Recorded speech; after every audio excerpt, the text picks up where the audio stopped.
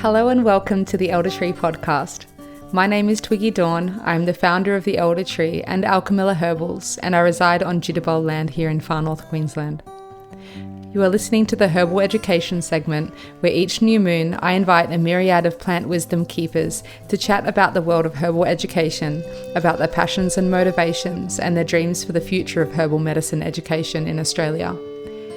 This podcast is brought to you by the Elder Tree, a non-for-profit organisation whose mission is putting the medicine in the hands of the people. One of the ways that we are doing this is through this podcast. If you would like to go deeper with the podcast journey while supporting the Elder Tree for as little as $2 per week, then you can become a member of our Patreon. Thanks to all of the people and plants who have helped to make this podcast possible.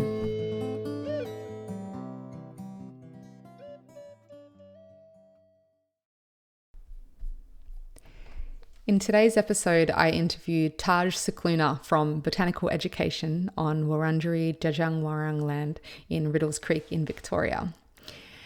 And this has actually been a long time coming. I'm surprised it's taken so long to interview her. I first heard about her many years ago as the Perma Pixie.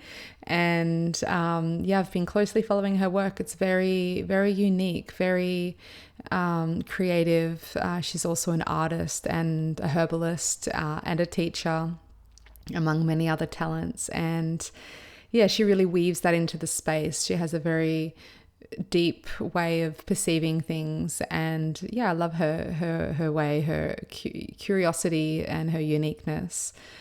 This episode is really, there's a lot in it that's really aimed toward herbal educators and people that are considering becoming herbal educators, but it is also really relatable to anyone.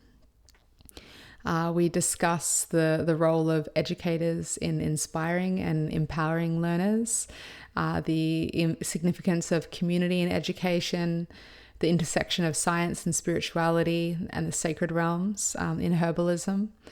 And we talk about the importance of hands-on learning and bringing creativity into the space.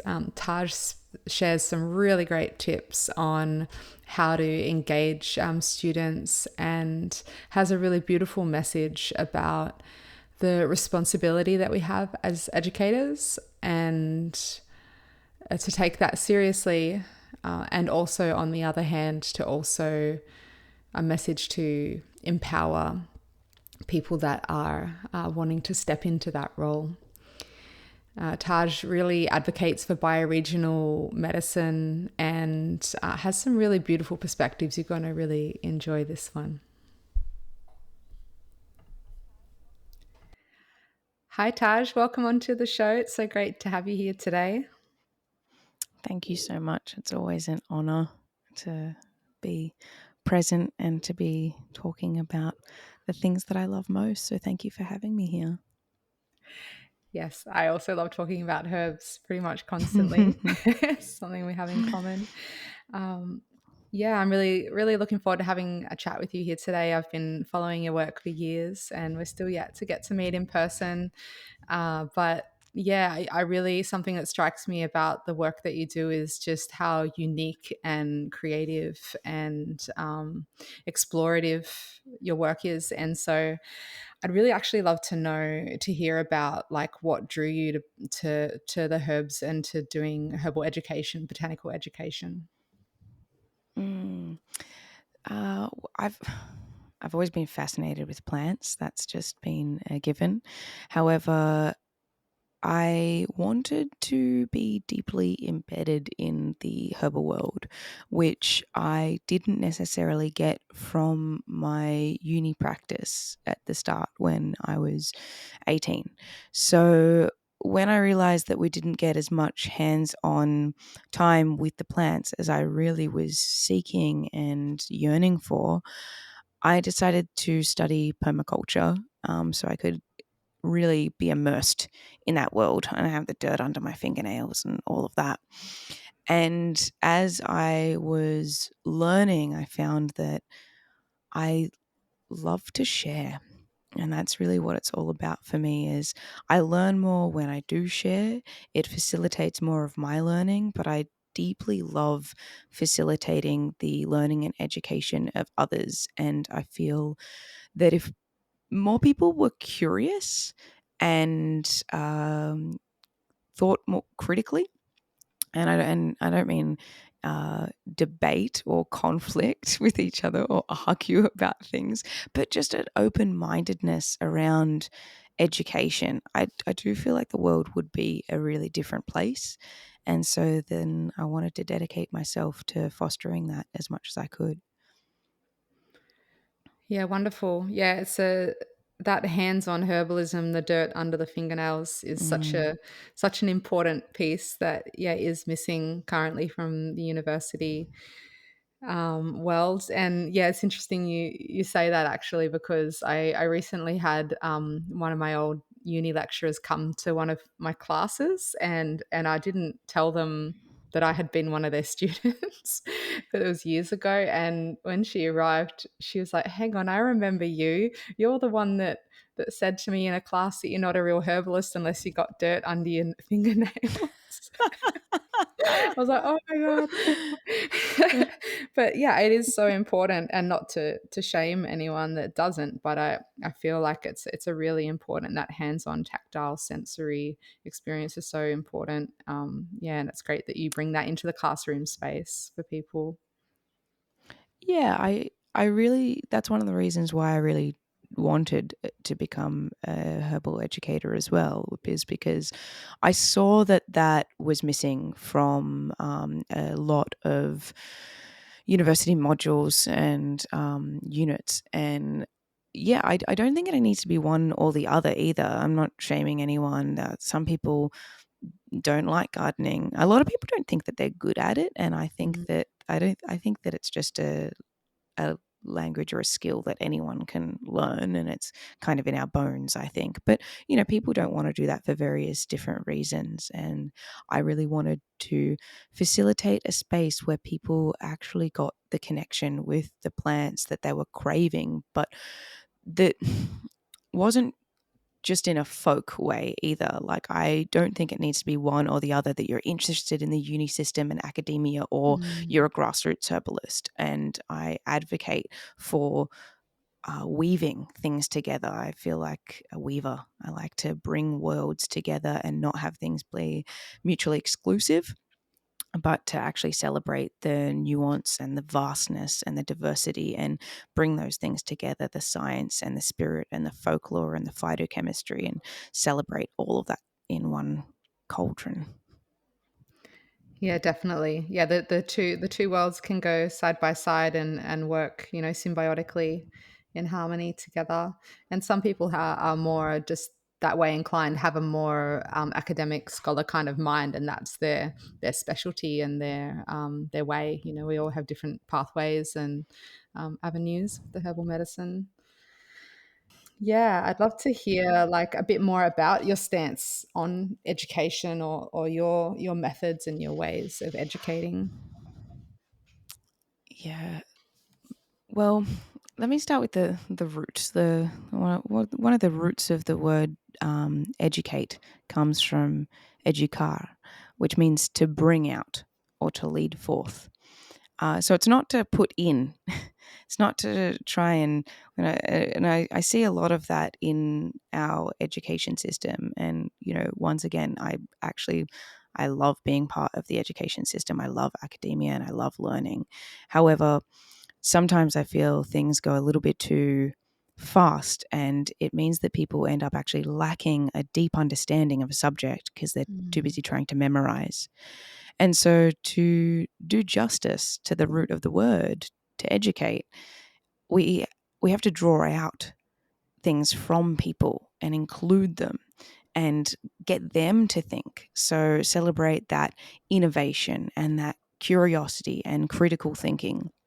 So I feel for me that's a large part of it, is to really try and celebrate and foster that innovation that can happen.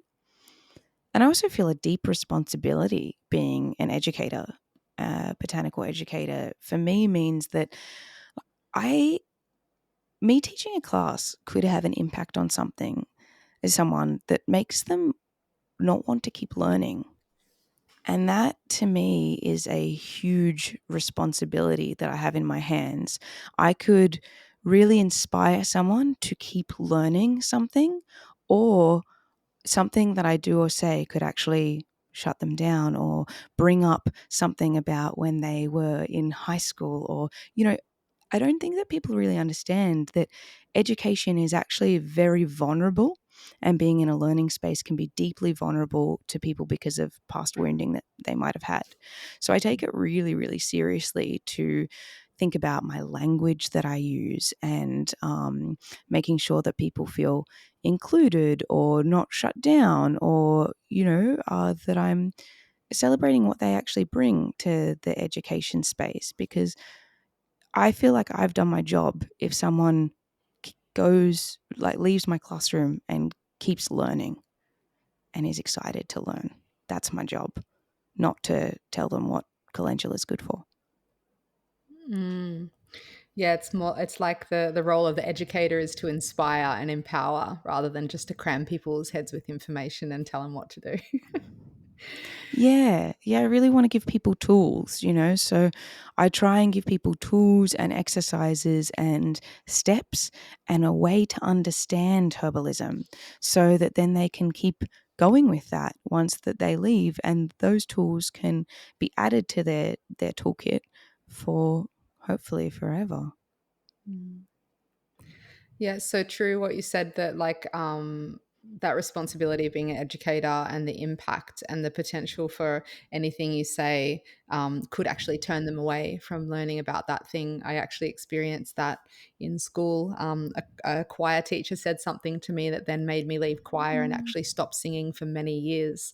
And I actually left high school because of something that my science teacher did. But then when I consider all of the subjects that I really engaged with and looked forward to and loved to learn and then carried forth with that passion afterwards, they were the teachers that really spoke to like inspiration and that were I suppose trauma informed, or at least just like sensitive to doing it in a kind way, and in a gentle way that inspires and motivates and empowers. So yeah, I really, really connect with what you're saying.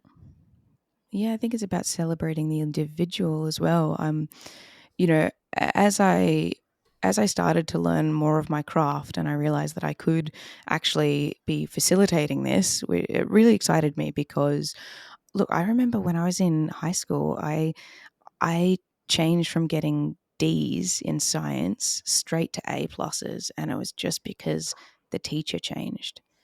Mm. And I realized how much of a huge impact a teacher and an educator could have in someone's life. And yeah, it really gave me a lot to hang on to. Like, my science teacher, in some ways, really actually saved my life in high school. Gave me a deep curiosity, and when I was actually really going through tough times and you grappling with the world and ecocidal maniacs and capitalism, and I was able to grasp onto this curiosity and passion that I found for the wonder of science, and the way that my teacher actually motivated me. I think in some ways it really did save my life. Mm.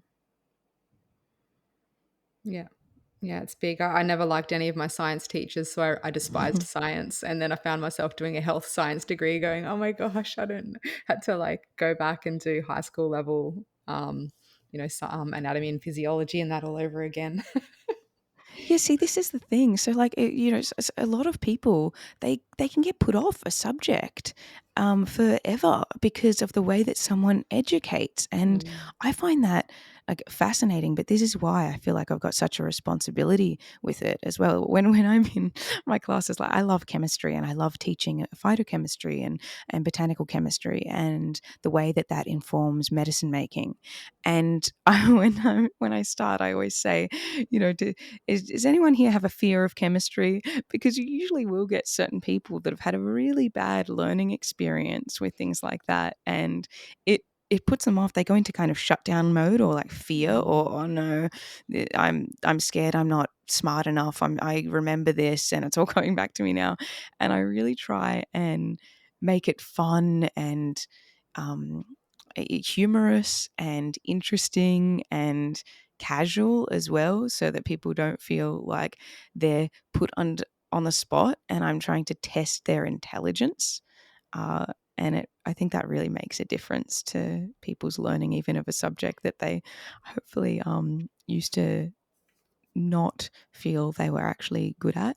I've had people come up to me after classes sometimes and say, I never thought that I was good at learning until I was in your class. And I am both honored and also really sad that someone thought that they weren't good at learning. Like Yeah. everyone can learn. It's not up to anyone else, it's inside of you. So yeah, it's a double-edged sword, that one.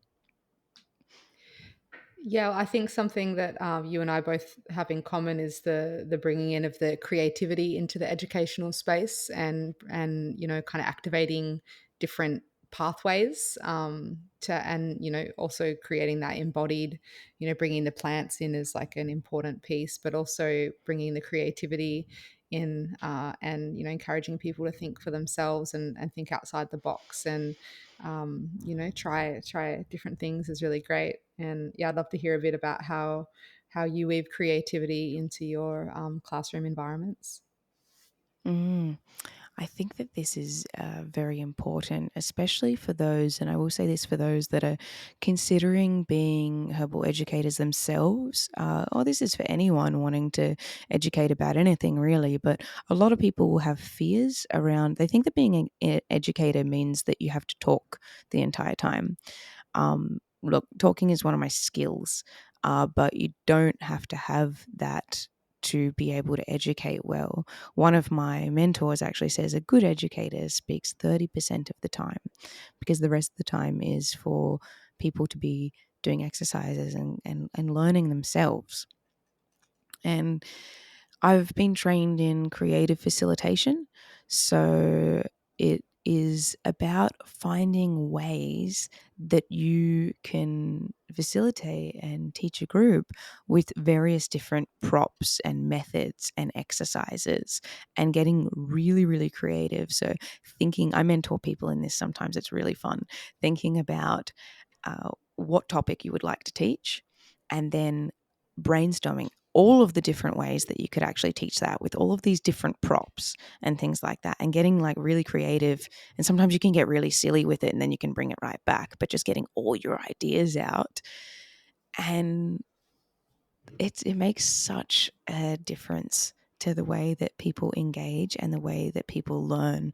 Uh, they can only do so much chalk and talk kind of style, and not everyone learns like that. People like to touch things and smell things, and it's one of the most amazing things about herbalism. You want to use your senses. You get to smell the herb and you hear everyone go, oh wow, or the color of something. And yeah, it's like, I, we want to bring gardens basically into our classrooms. And we also want to teach like that, because one of the ways that I try and keep in mind to teach is like ecology. So multiple relationships and multiple things bouncing off each other, and them all kind of coming together rather than in a linear fashion. So I guess one of the things that I want to speak to is, if anyone is listening and they really deeply want to share, but you're worried about speaking, then you can come up with a bunch of different exercises and you can teach that way, so you don't even have to talk that much.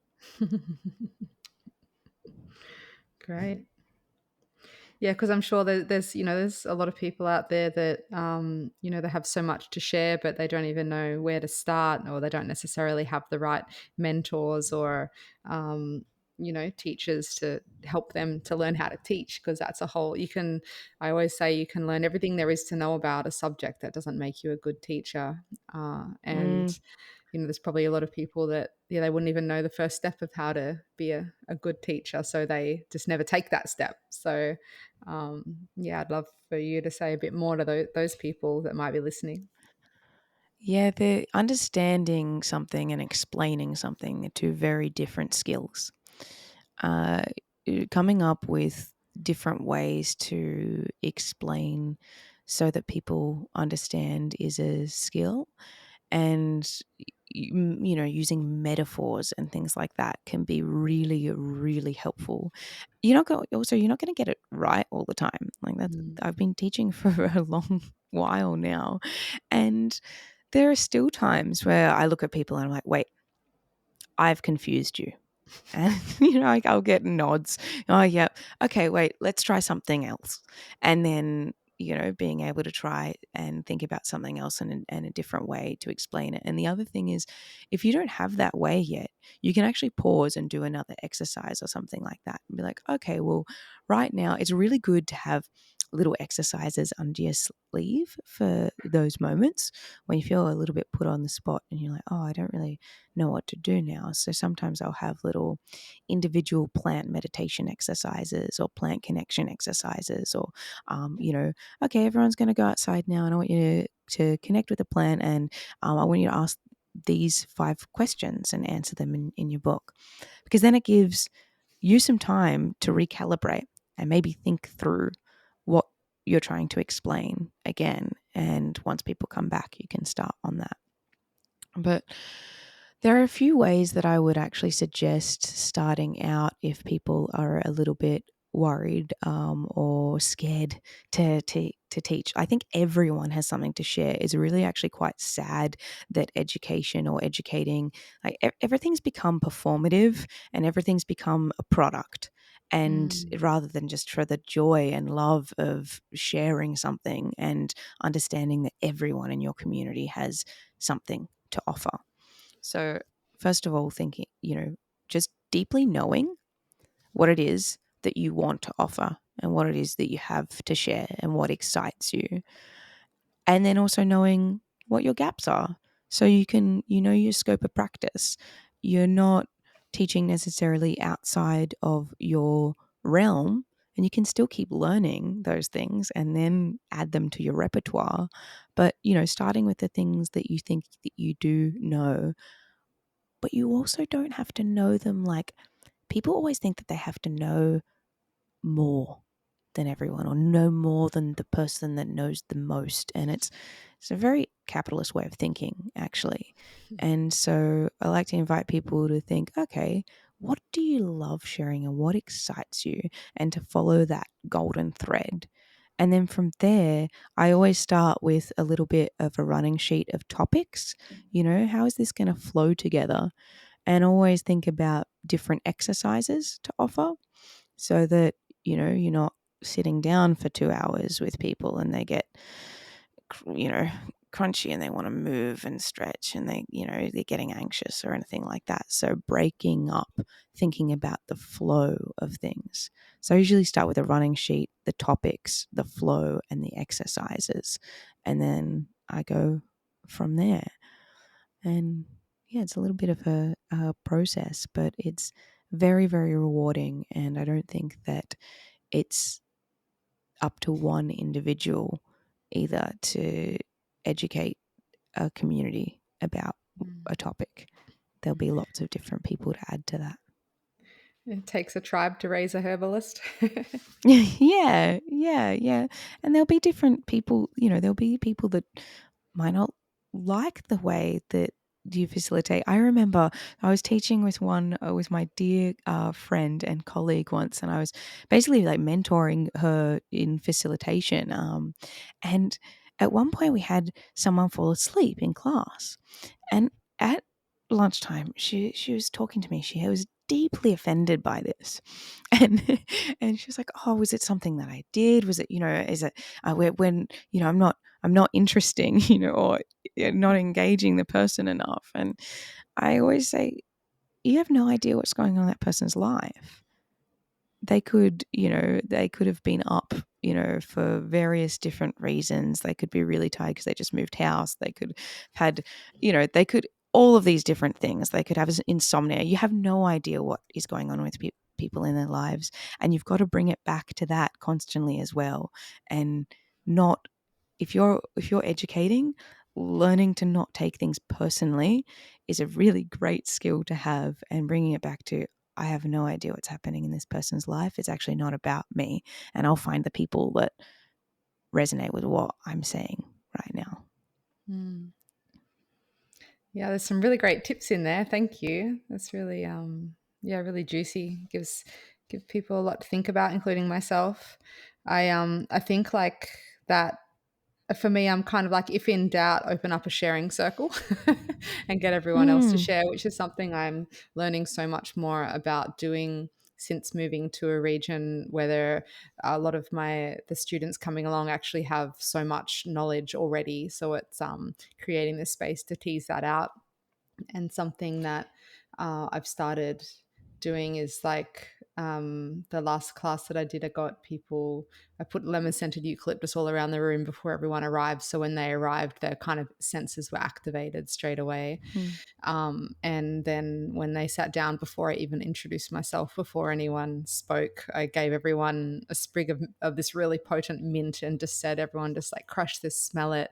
And if you feel to share something about what you're observing in your body, just to bring everyone into their bodies and arriving and out of their mind. Because, like people do, come with their stories or their bad night's sleep or their, things that, struggles they're having or, so they're, just bringing them into their bodies and their senses is good, and getting them to share if they feel to, without the pressure of, sometimes the Mm. sharing circle's good and sometimes the popcorn style, whoever feels to say something, and then that people don't have that anxiety of that pressure of like, oh my god, I'm gonna have to share soon. But so that's kind of like one of my go-to's, where I'm like, I don't really know where to go from here. Okay, all right, everyone, go pick something from the plant garden, and then everyone observe. Tell me what you observe. Mm. And then Well, I learn through that, because it's like you were saying about the teacher isn't expected to know everything, and I hold strong that I will always be a student, and mm, it's important to me to be always ongoing on in my learning and not thinking that I know everything, and to also like, yeah. say that humility to everyone from the beginning of just like, hey, you're probably going to ask me some questions that I don't know the answer to, but hey, let's learn together. Maybe between us we know the answer to that question, or we can find out what it is, and next class, we come back and we share Mm, what we've learned, and that kind yeah. of helps to disarm the I suppose my own personal tension as a teacher, feeling like, oh, I'm in this podium, I've got to be the smartest one in the room or something like that. It's like, actually, no, I'm human. Well, that's based on a hierarchical system of competition as well that we've Mm. been kind of indoctrinated to, to embody, I guess. And I feel like we've got to try and unthread all of that, and it's really hard sometimes, but I think one of the most it breeds humility to also say, I don't know. I think one of the most powerful things that you can say as an educator is, I don't know. Like, Mm. oh great, neither do I. And it's okay to not know the answers to things. I am so in love with science and a scientific approach, but I also think that, like, as with anything, there are gaps there. And one of the things that I think that people have created a dogma with science. I don't think that science itself is meant to be like that, or scientists are like that when they're trained necessarily, but people become quite dogmatic about science, and then they they are looking for always for the answer, and they're like, there has to be an answer, rather than being with the mystery of life and curiosity, because it's the curiosity that actually ends up breeding more of that learning and bringing that in. It's the curiosity and the questions that will end up having you learn more, not just knowing the answers to things. So it's really good to show people that, and I guess give permission, and not modeling the competitive kind of mindset that we're taught a lot in schools as well. Yeah, Mm. yeah.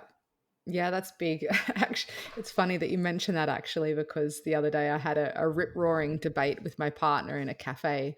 I kind of almost feel bad for the people in the tables around us about this science versus sacred, and the difference between science and sacred, and how they've been separated. And my point was kind of that, like, modern science, because I'm looking through the lens of right now, not a historical lens, but science right now, it's almost like it seeks to find a conclusive answer and a conclusive fact, and then, okay, the fact is verified, repeatable, it is now validated, and bang, this is now the fact, full stop. And it's wanting things that are kind of conclusive, measurable, and all of that. And then the sacred is almost like the opposite of that. It's almost like the immeasurable, the unseen, the felt, the just the knowing that something bigger exists, or that there's forces at play that can't be understood, even though we might try to pursue that Mm. understanding. It's almost like, yeah. And I was saying, I don't necessarily think it should be that way at all. Like, I would like to see the worlds more merged in a way, but then also, once you kind Well, of put something in a box and make it too definite, it loses the sacred, for me as well. yeah, So it's interesting. yeah. This is what the course that I put on ritual herbalism, the year long program, is actually all about. Because I don't find the sacred or spirit opposing to science at all. Like, the true nature of science is actually not necessarily to come to a conclusion, but it's to keep asking questions. So you Mm. keep creating more and more hypotheses to prove the former hypothesis wrong. And so it's about questions, and it's about asking the right questions, and you keep going with that. So I think a lot of true scientists, they're not necessarily trying to get to a particular conclusion. They're ruling out, and it's a constant ruling out. And I think that that itself is lending itself to the mystery, because you keep trying to go, but what about this, and what if this, and if this exists, then that isn't possible, and keep going. And the only I think that people can take, I don't know, I think that a lot of people can take science into a particular domain of just like, that's factual and that's proven. And there are some things that, we have come to really rely on as reality, I guess. But the nature of science is that it can constantly be potentially disproven if there's a better hypothesis to support it. And I just love the mystery, the way that the mystery and the sacred and science actually are cohesive. And that excites me deeply, because I see quite a large schism and binary in the world. We have even really binary language, and it frustrates me because everything is talked about in almost like a polarity, and not about the dance that keeps everything in sync. Mm. Yeah, I look forward to getting back to that conversation with my partner now, because that was one of his points he was putting across. He's like, no, science isn't a series of answers and facts. It's a series of questions. It's meant to be an exploration, and he's like, it's like a black hole. Like, no one really knows where black holes go, or they don't understand that force. And I was like, well, actually, Nassim Haramein apparently disproved, changed the whole theory around black holes to show that they suck, the amount of energy they suck is what they also emit. And that and Nassim Haramein, I'm not sure if you follow his work, but he is like deeply into the mystery of life and sacredness, and kind of Mm. sacred geometry. And he really brings in he's a physicist and a mathematician, but he sees angles and numbers and shapes, and sees the weaving of the great mystery of the universe and consciousness. And so he's a really good example of someone outside of the herbal world, but still that really marries together those worlds. And I would love to see it happening happening more, and maybe it is. I kind of feel like in the herbalism world, at least in Australia, I feel like we as a country, as a people, have for the most part really moved away from the spirit of the plants and moved out of the garden and into the lab and into the clinic and into the Mm. classroom, into the concrete dwellings, and away from the plants. And now I feel like we've learnt a lot in that space. We've learnt so much, and now what I'm hoping for and seeing in some places, like especially with the work that you do, and certain people, Lisa Ganora, and people around the world, that they're like bringing the Mm. two together, and they're like approaching phytochemistry in a holistic sense, or they're marrying together that the science and the cellular understanding with the personality and the um, Yeah. the life force of the plants. So yeah, so that's excited to see what emerges. Mm. Yeah, I really love that space, and it's really funny because even if I'm, we call it a herbal extract, and by definition, it'll be a herbal extract. Or when I say like, oh, I'm trying to extract these particular constituents, blah blah blah, but I actually try and advocate practicing as a non-extractive herbalist as well, meaning that I am in relationship with the garden, and I do advocate for people to actually be in relationship with the plants, and then having that bringing that into their apothecary and their dispensary, and having that relationship, as well as having the understanding. I just love where those things meet, having that phytochemical understanding, but also that deep reverence and relationship for a plant. I just and a lot of times people will see that as opposing, but I love those forces together very much so. Yeah, I think it often comes down to like the person who's harvesting or growing the medicine or making the medicine comes down to their feelings, their thoughts, their energy, their understanding, like their connection to the plants.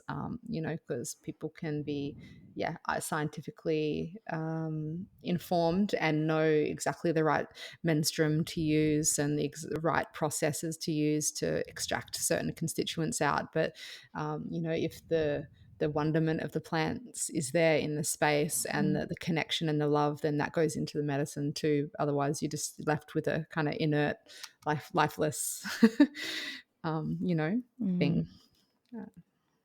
Yeah, the way that I describe it a lot of the time is that you're actually capturing the medicine of an ecological moment in time. So it's not necessarily just its constituents as well. But when I think about that, like I see, I think about this in a deeply poetic way of, well, those constituents have been formed in these evolutionary processes that have been uh, happening throughout time, like the way that that plant exists in that moment under that sky with those animals, with being nurtured by that particular manure. And I think about all of the evolutionary processes and biological processes that have gone into the creation of those secondary metabolites that we actually can have a relationship with physiologically for our bodies to then change through their medicine. Like, that is absolutely mind blowing to me, and Mm. deeply, deeply magical. Mm. Yeah, definitely. Yeah, that's all stuff that's great to think about, and something that gets lost when a lot, when you mass processing, mass farming, and big factory kind of medicine making, and all of the import and the export and the fumigation and Mm. radiation, and all of that stuff that kind of goes on. It's like starts getting really complicated and removed. And that's why, yeah, it's just so beautiful when someone can be really just with their plants in their garden, or be able to visit, at least have plants that come from their local ecology that's growing. They know what kind of animals are around. They know what the soil, their DNA is in that soil, and that soil's in their DNA. Like that, Mm. there's that connection. I think is actually so important.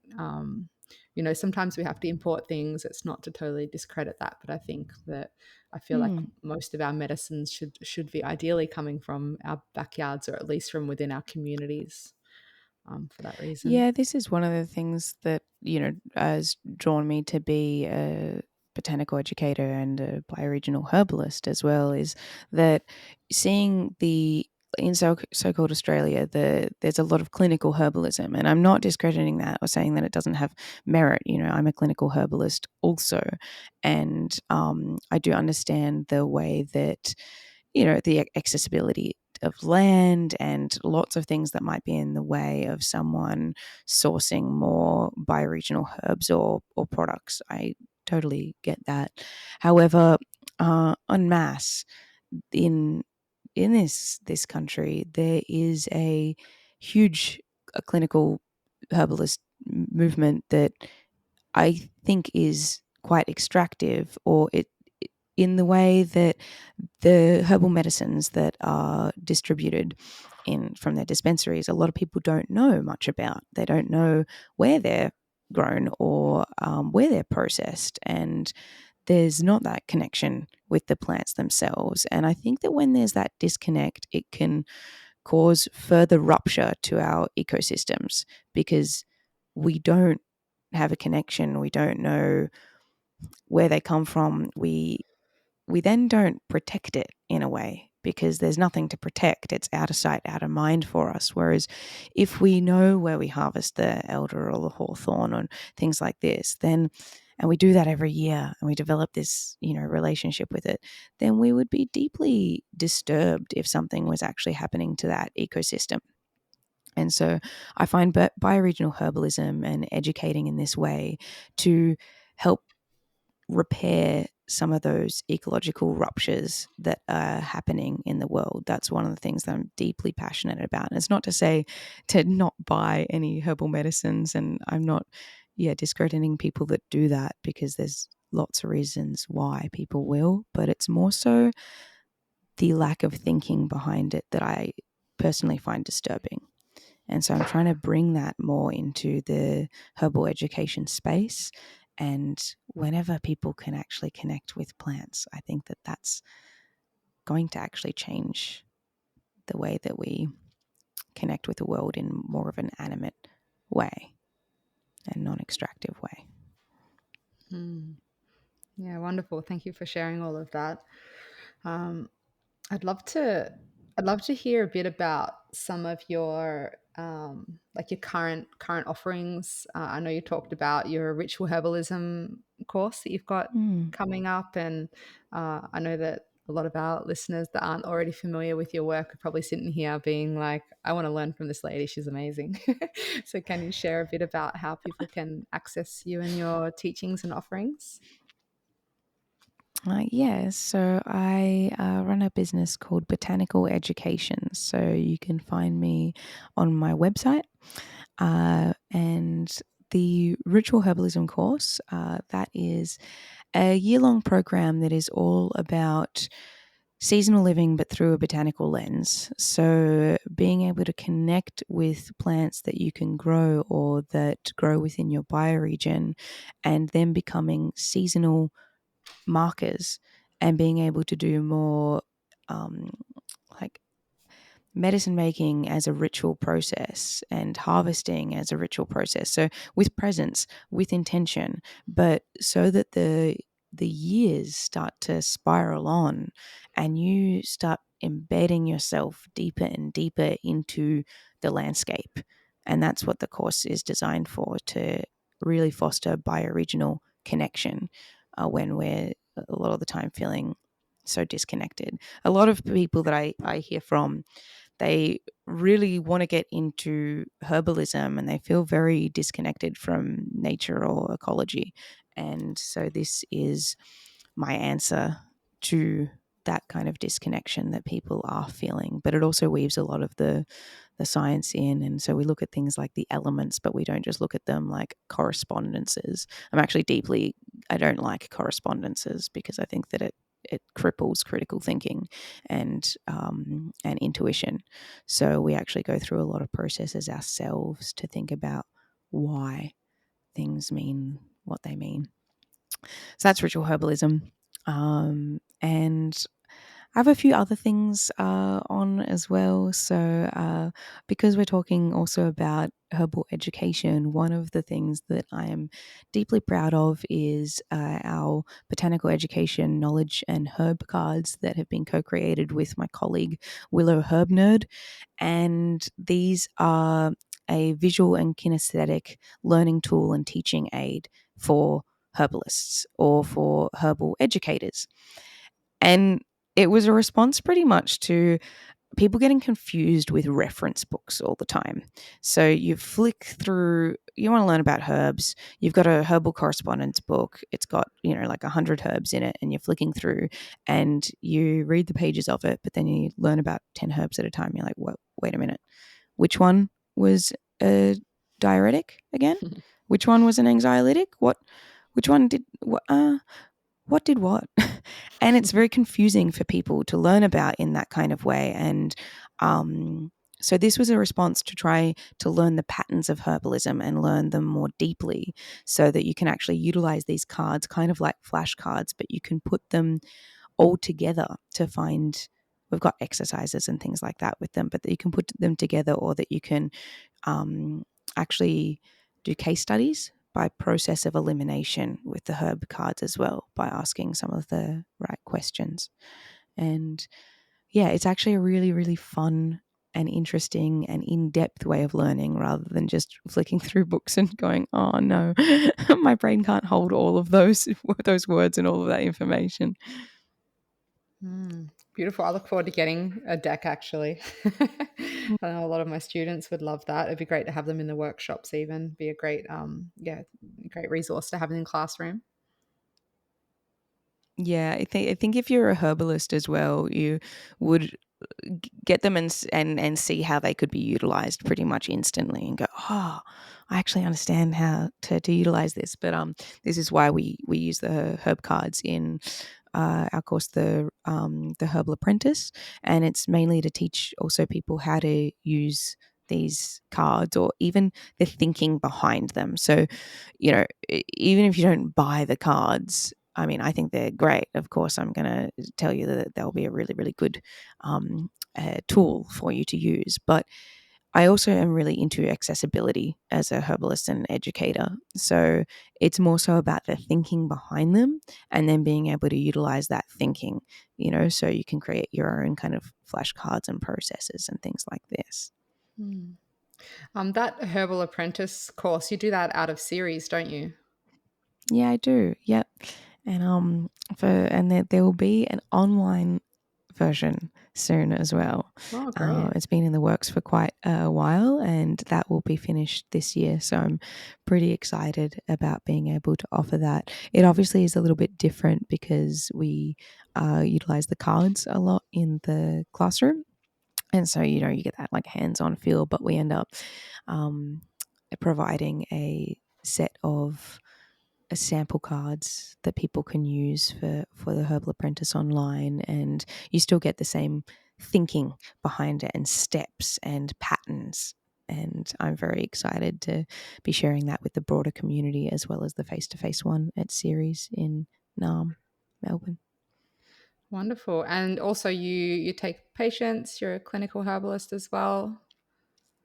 I'm a clinical herbalist, yeah, and I have a bioregional dispensary. So if people seek out the being a client of mine, I dispense my herbs mainly through Patreon and through my clients, my clinic clients. At the moment, I've been taking a small break from clinic while I've just got family things going on, but I will be reconvening in the spring, and the Patreons get access to bioregional botanical medicines. So that's pretty fun because I keep this is the thing about me.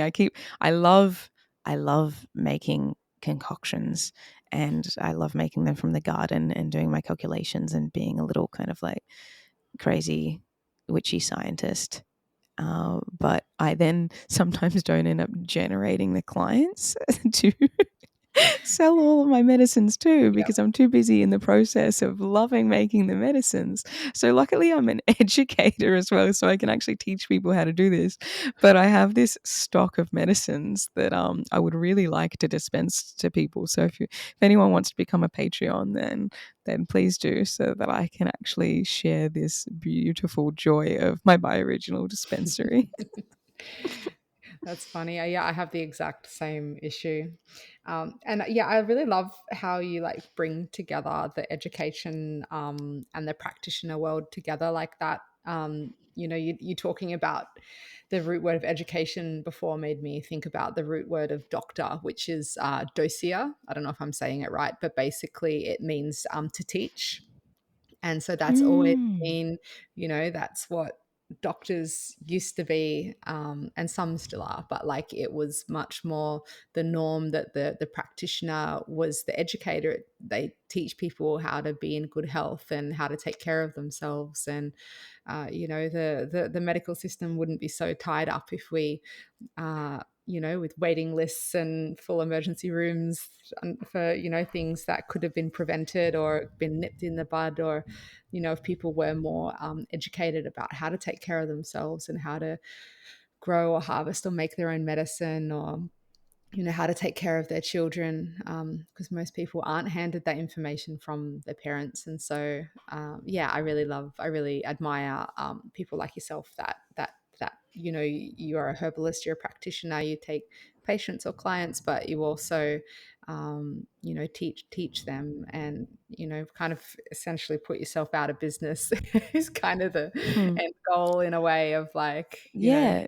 um, Yeah, yeah. well, I think that my primary role is an educator always, but Mm, I feel like that's my skill, and also that's my passion is to I want to give people uh, invite people into not only just like a healing experience, but a healing world. And I want to create the world that I wished that I could see. That's what my mm, business is basically about. And through that, yeah, I guess that in a capitalist way, it would be seen as making myself redundant by teaching people, but I don't feel like that at all. When people get the self empowerment and the autonomy over their own bodies and health, I think that that really is our duty as herbalists, and for me as an educator, definitely. yeah. Yeah, that comes back to the responsibility theme as well. I know that you're a very um, passionate, creative person, and I'm sure you always have lots of things in the pipelines and lots of big dreams. And you did allude to one of them. You did express that the you're working towards the Herbal Apprentice being also an online offering. But is there anything else that we Mm. should get excited about? Any teasers of any upcoming offerings? Yes, well, I have I need a publisher. Hey, you, publisher out there, do you want to publish my book? No, I just need a publisher because I need a deadline, because I have been writing a book for quite some time and I'm still in the process of writing it. So I'm very excited. And don't worry, everyone, if I don't get a publisher, I'm going to self publish anyway. So if you're excited about my book, it'll be in your hot little hands at some point. And I'm deeply excited about that being a work of art that I've wanted to produce in my life for a long time. So there's that cheeky little nugget of wonder that I'm excited about. And the other one is working more towards a course for medicine makers. So that goes into the some or more of the chemistry, the phytochemistry of it, and the solvents, and also trying more of a medicinal short course of not only just the folk methods, but some of the calculative methods and the different kind of labeling systems, and trying to go in a little bit more depth with that, because that is something that I am deeply enlivened by and would like to share with people, because I think that a lot of people actually love learning how to make home remedies, but I would like to take it a little bit of a step further to not just herbs in a jar. Not that I don't think that that's effective as well. I think you can make very effective and powerful and amazing medicines via the folk method. However, I'm just excited to share with people the depth of what herbs can do if you use different solvents and different heats and different extraction times, and how you can get completely different results from just one herb. And I think that that will make people better herbalists, because then they don't need to know 250 herbs. They can know 15 and then know what they do really well. That's exciting. Wonderful. Yeah, it's This is definitely very needed. exciting. It doesn't really exist in Australia, that more advanced medicine making online courses. So, and it is always great to learn from someone in your country that uses mils and grams and understands the energy of the land. And is in the same season as you. It's great. There's Yeah. so many great overseas educators, but it feels so far away. And I'm sure that you'll create something that's amazing. Yeah, it'll have some points of difference as well, because obviously, I've been a student of Lisa Ganora's for quite some time, and Oh, okay, yeah. she already does amazing chemistry courses and things like that. I think that mine will be more of an intermediate kind of course, rather than I can't do justice to her ridiculously advanced skills or intellect at this time in my life. But it'll be an intermediary for people to really try and understand what the solvents can do if applied to herbs. I'll see how I go. Yeah, I think she's a borderline genius, that lady. Oh, she is Oh, one of my beautiful. Thank favorites. you so much for joining me here for a chat. Stay tuned for part 2 to our listeners. I reckon it will have to probably happen sooner than later. I can't believe it's taken so long for me to have you on here. I know that you've been on here on one of the other segments, but yeah, it's been really great to get to explore some herbalism education with you. And I'm just wondering, before we part ways, if you have any just last words of wisdom for our listeners.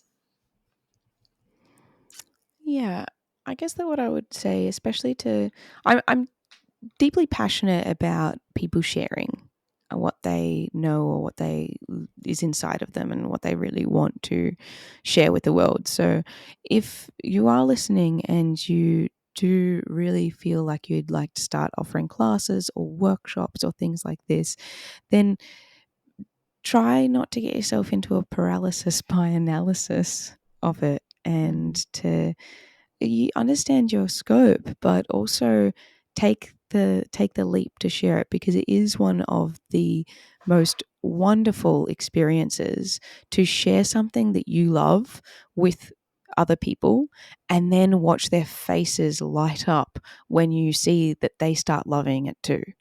Mm-hmm. That's amazing, and all you need for that is your knowledge, your experience, and your passion and enthusiasm for it. So I think that I would just say, just start. Beautiful. Yeah, don't let perfectionism get in the way. No, Wonderful. Thanks, definitely. Taj. We'll have a beautiful day, Thank you and so thanks much so for much for having everything you me. shared. You're very welcome. It's been lovely. Thank you so much. Thanks. Bye. Thank you so much for listening to the Herbal Education segment of the Elder Tree podcast. Stay tuned every new moon as I interview more wise and inspiring herbal educators and herbal lore keepers from around Australia. If you would like to go deeper with the podcast journey, you can become a member of the Elder Tree Trove on Patreon. Contribute as little as $2 per week to access free content from our interviewees, and also access discount codes and opportunities which are exclusive to our members. You can find us on Patreon by going to www.patreon.com/The Elder Tree. Other ways that you can assist us in getting our offerings out there to more people in Australia is by subscribing and leaving a review on Apple Podcasts and on the Spotify app. Also, liking, commenting on and sharing our social media posts actually has a really positive impact and helps us to reach further with the message from all of the amazing herbal lore keepers that we interview on this podcast. Thank you so much for your support and have a most wonderful day.